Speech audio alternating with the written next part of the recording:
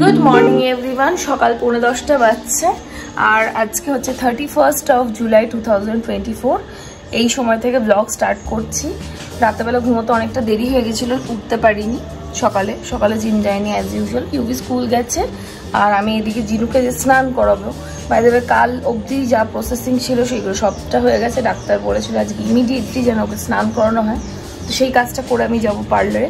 যদিও বাড়িতে একটু ইস্যু হচ্ছে, পার্লারে একটু ইস্যু হচ্ছে। তার কারণ হলো বাড়িতে মালতীর মা আসেনি আজকে আর পার্লারে তনুশ্রী আসেনি আজকে। দুজনের নিজের মতো করে প্রবলেম রয়েছে, সেই জন্য আসতে পারেনি। কিছু করেনি, এই সময়টা সামলাতে হবে সিচুয়েশনটা। তো সেই জন্য এখন বাড়িতে মালতীর উপর পুরো চাপটা পড়ে রয়েছে আর আমাকে পার্লার ইমিডিয়েট যেতে হবে, কারণ সেরকম কেউ নেই যে পার্লারটা আমার বদলে সামলাতে হবে। যদিও এখন তনুশ্রী ভীষণ ভালো কাজ শিখে গেছে, ও পার্লার হ্যান্ডেল করতে পারে, কিন্তু ও না থাকলে আমার সত্যি খুব চাপ হয়ে যায়। এদিকে জিনুকে স্নান করানোটা ততটাই দরকার। তো সেই জন্য চলো আজকে দিনটা স্টার্ট করানো যাক। আর আই হোপ আজকে ব্লগটা তোমাদের খুব খুব খুব ভালো লাগবে। সো গতকাল জিনুর সমস্ত প্রসেসিং ডান হয়ে গেছে অ্যান্ড আজকে জিনুকে স্নান করানোর দিন। ডাক্তার ম্যান্ডেটরিলি বলে দিয়েছিল যাতে ওকে ভালো করে পরিষ্কার পরিচ্ছন্নভাবে স্নানটা করানো হয়। তো সেটাই করছি। যারা পেট প্যারেন্টস তারা রিলেট করতে পারছো, বা যারা পেট প্যারেন্টস হতে চাইছো তাদের ক্ষেত্রে বলছি। বিশেষ করে ফিমেল ডগ নিলে আর তোমরা যদি ব্রিডিং প্রসেস করছো সেক্ষেত্রে কিন্তু অনেক কিছু খেয়াল রাখতে হয়। সেইগুলোই তোমাদের সঙ্গে ব্লগের মাধ্যমে শেয়ার করছি। অনেকেরই হয়তো ভালো নাও লাগতে পারে, তো তোমরা এই জায়গাটা স্কিপ করে যাও। But as a dog parent আমরা এই জায়গাটা রিলেট করতে পারি বা ইমোশনটা জানি। সো সেই জন্যই তোমাদের সঙ্গে এই পার্টটা শেয়ার করা, নাহলে আমি শেয়ার না করলেও পারতাম। এটা স্পেশালি বা এই পার্টটা স্পেশালি তাদের জন্য শেয়ার করছি যারা ডগ লাভার বলতে পারো, বা বাড়িতে যারা পেট প্যারেন্টস অলরেডি হয়ে আছো। তো ওকে সুন্দর করে স্নান করিয়ে দিলাম। স্নান টান করিয়ে নিয়ে ওকে ভালো করে মুছে দিলাম। ওর একটা আলাদা টাওয়াল রয়েছে, ও সমস্ত জিনিসগুলো আমরা আলাদা করে কেচে পরিষ্কার করে রাখি। আর যেহেতু গায়ে প্রচুর ওর লোম, সেহেতু ভালো করে ওকে মুছে পরিষ্কার করাটা খুব দরকার। আর ড্রায়ারও দিয়ে দিই মাঝে মাঝে, আবার মাঝে মাঝে ভালো করে টাওয়াল ড্রাই করে নিই, এইসব করি। আর এই সময় আমি এখনো জানি না ও কনসিভ করেছে কিনা, বাট আমরা এখন থেকে ওর একটা যা কেয়ার নিতাম তার থেকে একটু স্পেশাল কেয়ার নিচ্ছি। স্নান করানোর হয়ে গেছে, ডিম সেদ্ধ করতে দিয়েছি, ওকে খাওয়াবো। ডায়েটটা একটু চেঞ্জ হচ্ছে, যদিও আমরা এখনো পুরোপুরি শিওর না যে কনসিভ করেছে কিনা, বাট ডাক্তার বললো মোটামুটি শিওর যে কনসিভ করেইছে। এবার পুরোটা 7-10 দিন পর আমরা জানতে পারবো। মানে পুরো প্রসেসটা তোমাদেরকে এক এক করে বলে দিচ্ছি আর কি। তো যে দেশি ডিমটা এনেছিল ওটা একটা সেদ্ধ করে দিলাম। তবে সুইতো বলছে এটা থেকে পোলট্রির যে ডিমটা সেটা দেওয়াই বেটার, কারণ ওতে প্রোটিন কন্টেন্টটা অনেক বেশি থাকে। তো আমাদের প্রোটিনটাই বেশি দরকার বলে কাল থেকে পোলট্রিটাই দেবো। সেট একদম সাবধানে খাও খাও খাও। 1:20 মোটামুটি এদিকে সমস্ত কাজ, জিনুকে স্নান করানো, নিজের খাওয়া সব সর্টেড করে নিলাম। যদিও আজকে লাঞ্চে ছিল মুসুর ডালের বড়া, মাছের ঝোল আর ভাত। আজকে একবারে খাওয়া দাওয়া করে বেরোচ্ছি, কারণ ফিরতে সন্ধে হবে। চলো দেখা হচ্ছে ডিরেক্টলি পার্লারে। এরই মধ্যে দুটো মিশো থেকে পার্সেল এসেছে, যেটা আমি পার্লারই ওপেন করবো, কারণ একদম সময় নেই। আর ঢুকে অনেকটা কাজ ছিল, সেই কাজটা করলাম। আর এই কাজ সাথে সাথে আমার প্রায় বাজছে 2:45। আবার একটা ক্লায়েন্টের অ্যাপয়েন্টমেন্ট হচ্ছে 3:30 থেকে। তো সেই সমস্ত কাজ সেরে আমি জিমের ব্যাগটা সঙ্গে নিয়েছি, যেহেতু সকালে যেতে পারি। মাঝে ওই 40-45 মিনিটসের জন্য একটু কার্ডিওটা করে আসবো। তোমরা জানো জিমে কাজ চলছে in the sense gym renovate হচ্ছে, ব্লগে বলছে। তো সেই জন্য এখন কার্ডিও করা ছাড়ার উপায় থাকে না। শুধুমাত্র কার্ডিও করতে 45 মিনিটস মতো লাগে। তো গিয়ে একবার সেরে আবার চলে আসবো, কারণ বাকি স্টাফেরও তো থাকবে, কিছু হলে আমাকে ফোন করে ডেকে দেবে।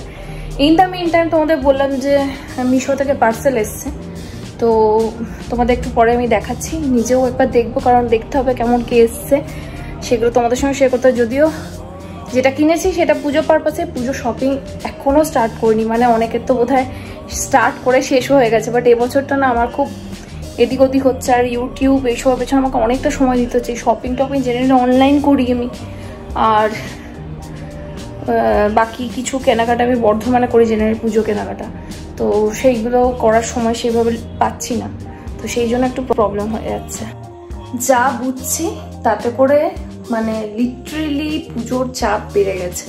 আর আজকে তনুশ্রী ছিল না, এতটাই চাপ হয়েছে যে আমি পার্লার থেকে তো ব্লগ দিতেই পারিনি। বাড়ি এসে কিছুটা এডিটিং সারলাম, তারপর ব্লগ নিচ্ছি। আমি একটু শুয়েছিলাম, কারণ মাথাটা প্রচন্ড ধরেছিল। দেখলাম ব্লগটা এন্ড তো করবো না, ব্লগটা কাল অবধি কন্টিনিউ হয়, বাট হঠাৎ করে এরকম করলে কিভাবে হয়, তোমাদের সঙ্গে অনেকক্ষণ কথা হয়নি, বুঝতে পারছো অনেকটা টাইম পরে গেবে। আমি ফিরলামই প্রায় 11:30 কাজটা সেরে। এখন এই পুজো অবধি যা বুঝছি, ওই 2 দিনে একটা করে ব্লগ বা যখন যেমন হবে আমি চেষ্টা করবো অ্যাটলিস্ট মান্থে 20 থেকে 22টা ব্লগ মিনিমাম যদি দিতে পারি, কারণ ভীষণ চাপ বেড়ে যাচ্ছে কাজের জন্য। কারণ কিছু স্ট্রেটনিং স্পুন এগুলো কাজ তো হচ্ছে, আজকে যদি ওটা ছিল না অন্যান্য কাজ ছিল, বাট বলা যেতে পারে পুজোর কাজ আমাদের স্টার্ট হয়ে গেছে। তো ব্লগটা কাল অবধি কন্টিনিউ করছি। আজকে এসে তেমন কিছু খাইও নি, জাস্ট 1 কাপ চা খেয়েছি। খেয়ে আমি জাস্ট খানিকটা এডিট করে একটু শুলাম, ঘুমোয়নি, মাথাটা প্রচণ্ড ধরেছিল বলে একটু শুলাম। এবার আমি যাচ্ছি ঘুমোতে, দেখা হচ্ছে কালকে সকালে। তোমাদের মিশো থেকে 2টো এসছে, অর্ডার এসছে, সেগুলো তোমাদের আমি দেখাইনি, কালকে সমস্তটা শেয়ার করব। চলো আজকের মতো good night, good morning everyone. মোটামুটি সকাল 10:15 কি 20 থেকে ব্লগ স্টার্ট করছি। এই জাস্ট একটু আগে ঘুম থেকে উঠলাম, উঠে আমি দেখলাম আজকে বৃহস্পতিবার, আর এই ছুটির দিনগুলো বাড়িতে তো একটু রান্নাবান্না করি, প্লাস কাল থেকে না বাড়িতে নেট নেই। এমন অবস্থা, আমি ব্লগ করে কি এডিট তো হয়ে যায়, বাট কখন কি পোস্ট করবো কিছুই খুঁজে পাচ্ছি না। এই সমস্ত নিয়ে একটু মাথাটাও খারাপ হয়ে আছে। তো দেখলাম কালকে ব্লগটা আজকে যেহেতু কন্টিনিউ করছি, চলো স্টার্ট করা যাক। আজ হচ্ছে 1 অগস্ট 2024, আর আজ থেকে আমার বার্থডে মান্থ স্টার্ট হচ্ছে। No surprise, nothing surprise. তোমাদেরকে কি সারপ্রাইজ দেবো, নিজের বার্থডে মান্থ। কিন্তু এবার না খুব একটা এক্সাইটমেন্ট লাগছে না, কিছু করবো সেই রকমভাবে কিছু চিন্তা ভাবনা করিনি। দেখা যাক কি হয়। তো যাই হোক, চলো আজকে দিনটা স্টার্ট করা যাক। আর আই হোপ আজকে ব্লগটা তোমাদের খুব খুব ভালো লাগবে। কালকে এই 2টো পার্সেল আমি নিয়ে গেছিলাম, বাট আমি কিছু করতে পারিনি। এখন এটাকে ওপেন করবো, তোমাদের সঙ্গে শেয়ার করবো। প্রথমটা আমার মনে আছে যে আমি একটা শাড়ি অর্ডার করেছি, তো সেটাই তোমাদেরকে শেয়ার করবো। যদি আমি জানি না কেমন এসেছে, বাট আমার দেখে বেশ ভালো লাগলো।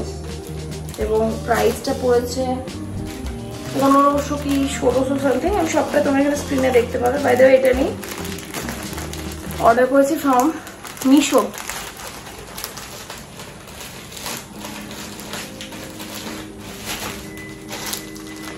তো এটা একটা পশমিনা কাইন্ড অফ শাড়িটা।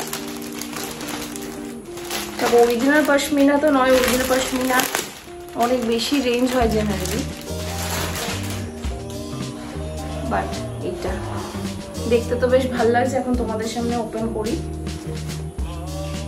ব্ল্যাকের উপরে ফুল এরকম ওয়ার্ক করা, ভীষণ গর্জিয়াস। আমার কিন্তু ফার্স্ট ইমপ্রেশন হিসেবে ভীষণই ভালো লেগেছে। এবার লেটস সি, এটা শাড়িটা খুলে তোমাদের দেখাই। তো এটা হচ্ছে শাড়িটা, অসম্ভব সুন্দর দেখতে শাড়িটা, বাট একটু হেভি, একটু মোটা আর কি, বুঝতেই পারছো। কারণ এই ধরনের শাড়িগুলো একটু মানে সেই শলের কাপড়ের ওপরে কাজটা, ভীষণ সুন্দর দেখতে শাড়িটা, ব্ল্যাকের ওপরে ওভারঅল। আমি কিন্তু এটাকে রাখছি ফার্স্ট ইমপ্রেশন হিসেবে, আমার ভীষণ ভালো লেগেছে। বাই দ্য ওয়ে, ব্লাউজ পিসটা হচ্ছে পুরো ব্ল্যাক, এটাকে সুন্দর করে তৈরি করানো যাবে। এটা হচ্ছে হাতের এখানটা, দারুণ দুর্দান্ত দেখতে শাড়িটা। সো আমি তো এই শাড়িটাকে অবশ্যই রাখবো। একটু মোটা, পরে গরম লাগতে পারে, বাট শীতের কোনো ওয়েডিং বা এইসব অনুষ্ঠানের জন্য কিন্তু এই শাড়িটা হেভি গর্জিয়াস, দারুণ সুন্দর, দারুণ মানে দারুণ, এক কথায় দারুণ। দেখো ভীষণ গর্জিয়াস লাগছে দেখতে। তো আমার তো এটা ভীষণ পছন্দ হয়েছে। বাকি আমি যখন পরবো, রেডি হবো, তখন তো তোমাদেরকে শেয়ার করবো। এই লুকটা পুজোর জন্যই নিয়েছি, যদিও আমি সত্যি কথা বলতে গেলে ভাবতে পারিনি এতটা ভালো আসবে শাড়িটা। তার সঙ্গে আরেকটা জুয়েলারি অর্ডার করেছি, সেটাও তোমাদেরকে আমি শেয়ার করে দিচ্ছি।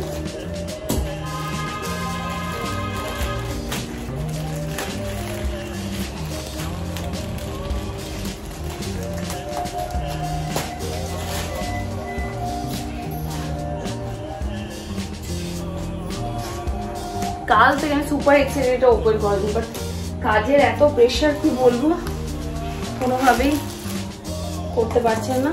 খুব সুন্দর মতো একটা জুয়েলারি আমি এমনি র্যান্ডামলি অর্ডার করেছি, উইদাউট এনি রিজন, যেটা আমার অসম্ভব সুন্দর লেগেছে দেখতে। বিশেষ করে চোকারটার জন্য আমি নিয়েছি এটা।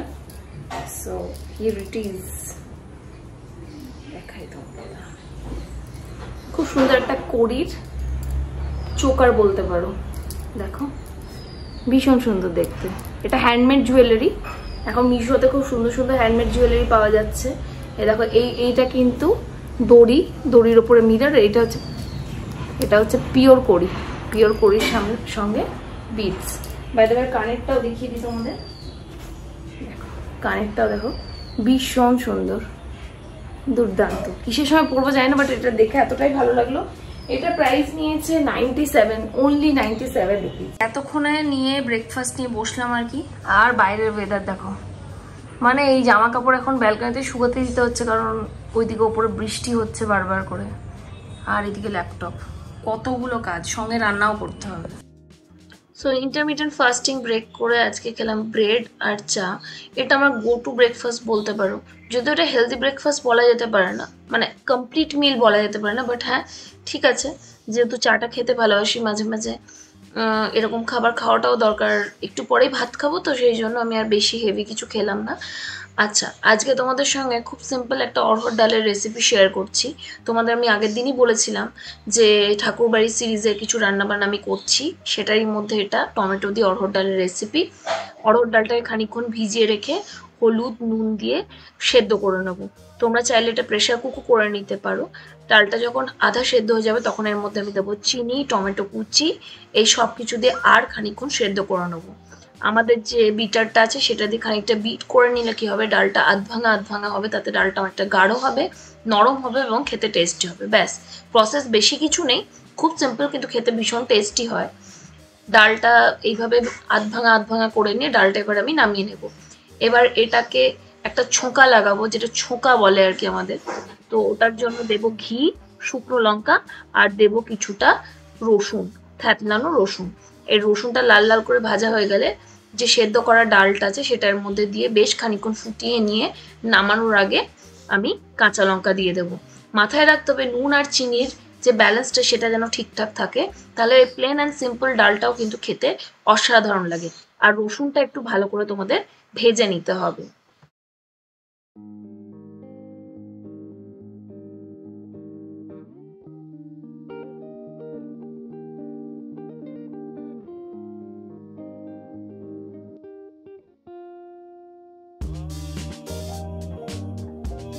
একটা 37, আর একটু রান্না বান্নাতেই ব্যস্ত ছিলাম আজকে বানিয়েছি ঠাকুরবাড়ি অড়হর ডাল।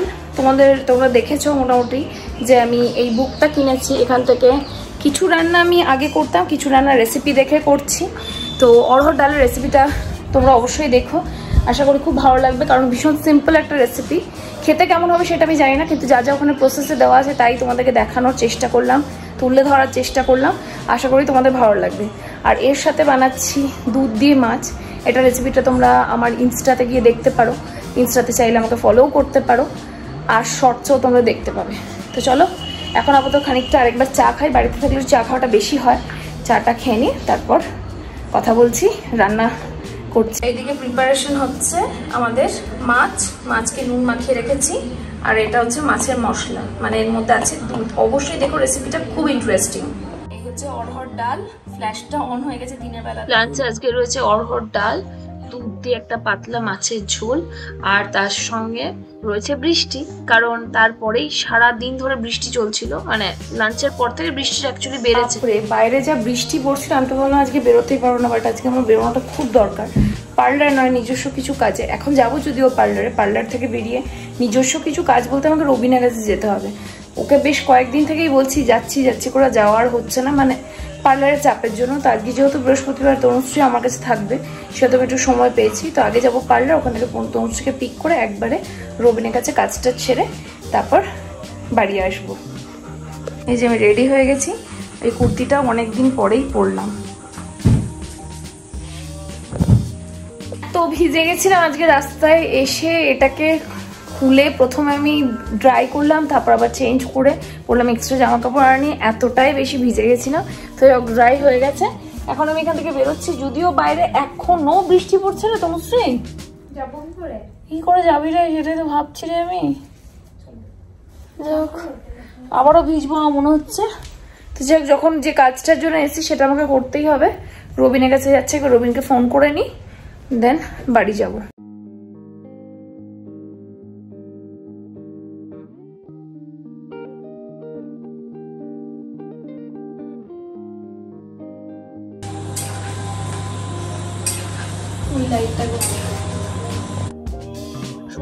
থেকে এতবার ভিজেছি, বাড়ি ফিরেই ভাবছিলাম যে এবার আমি অসুস্থ না হয়ে যাই। যাই হোক, ওই দিকগুলো ভাবা ছেড়ে এবার দেখলাম রান্না বান্নাটা স্টার্ট করতে, কারণ লিটারালি অনেকটা দেরি হয়ে গেছিল। মাঝে তোমাদের ব্লগে দেখানো হয়নি, আমি রবিনের কাছেও গেছিলাম, যেটার জন্য অ্যাকচুয়ালি বেশি সেই কাজটা আলটিমেটলি করতে পেরেছি, কারণ সামনে পুজো আসছে, কাজগুলো একটু করে না দিলে খুবই অসুবিধা, ও টাইমে সবটা নিতে পারবে। আর এই মাটার পনিরের রেসিপিটা তোমাদের অন্য কোনো দিন দেখাবো। বৃষ্টির আগে ভিজে ভিজে যা অবস্থা, বাড়ি এসে রান্না করলাম, করে খেতে বসছি কটায় দেখো 12টা 7। এবার এছাড়া কোনো অপশান ছিল না যে অন্য কিছু করবো, তো আজকে করেছি মাটার পনির, যদিও ফ্রোজেন পনির, এখন তো আর শীতের পনির এখনও স্টার্ট হয়নি স্বাভাবিকভাবেই। তো ওটা দিয়ে আজকে মাটার পনির আর আমার ওটসের রুটি। এত তেলটা সরিয়ে খেতে হবে, বুঝতে পারবে।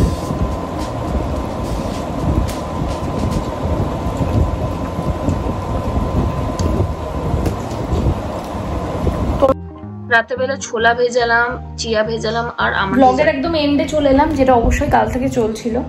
দেখো শুতে শুতে 1টা 6, রাত্রেবেলা দেরি করে শুচ্ছি, তাহলে সকালে কি করে উঠবো, এটা একটা ব্যাপার।